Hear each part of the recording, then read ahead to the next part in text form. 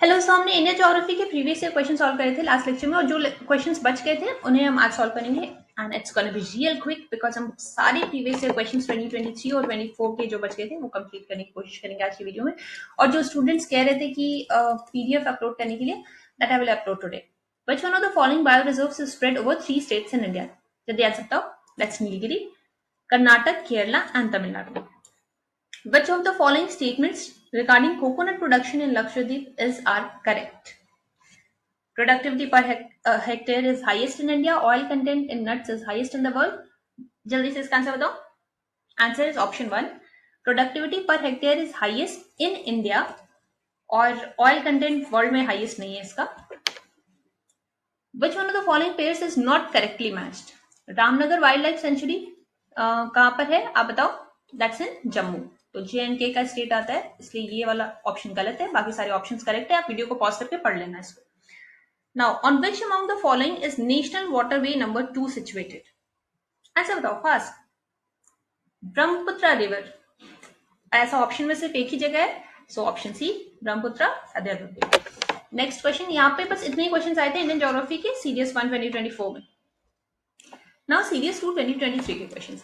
Which among the following state capitals is closest to the equator? Equator के closest कौन सी state capital? Answer बताओ जल्दी। Option C. कैसे यहाँ पे पढ़ते हैं, tropic of cancer, equator and tropic of capricorn. ये तीनों लाइंस हम बचपन से पढ़ते आ रहे हैं। सपोज कि ये इक्वेटर की लाइन है, इसको एक्सटेंड करते हैं और यहाँ पर है हमारा प्यारा India.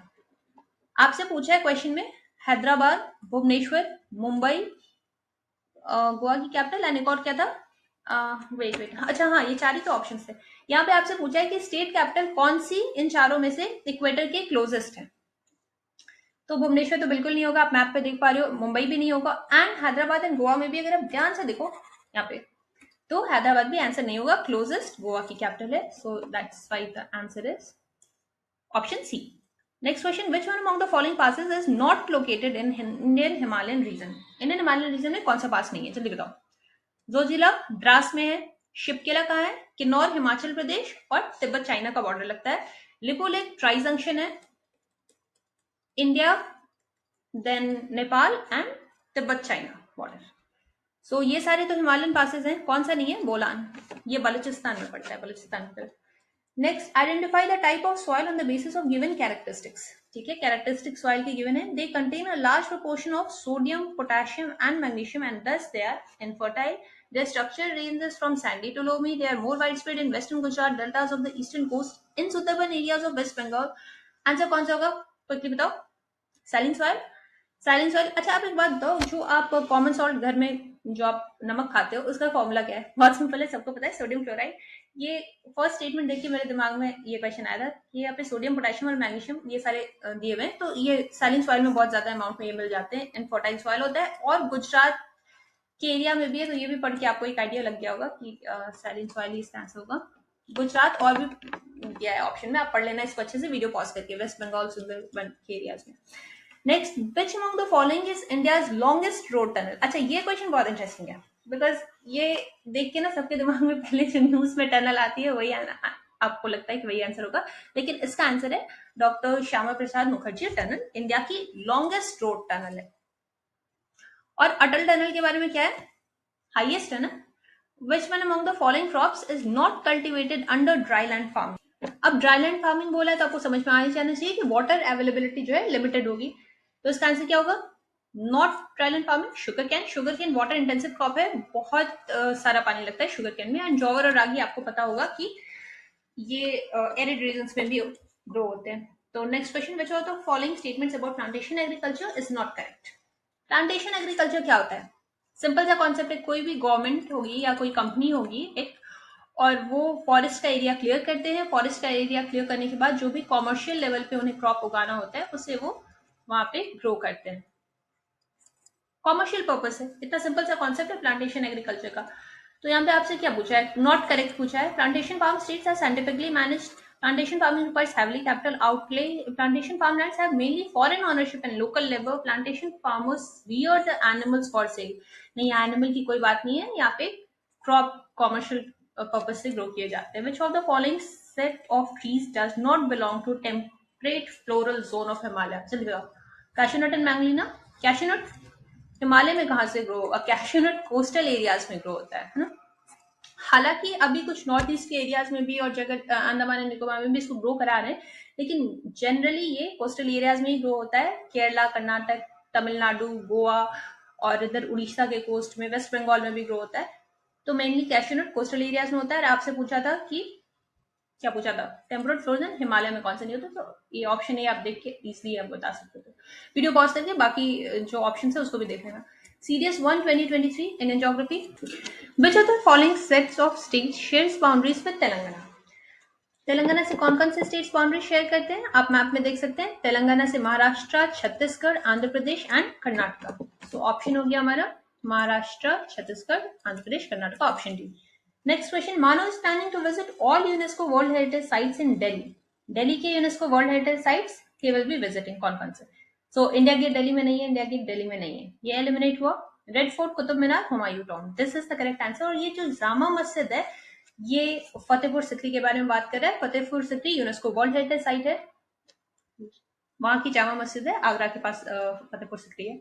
Next question, Rani told her friends that last year she did boating in 4 different lakes, namely Loktak, Barapani, Koleru and Pulikat. Which of the following states did she visit?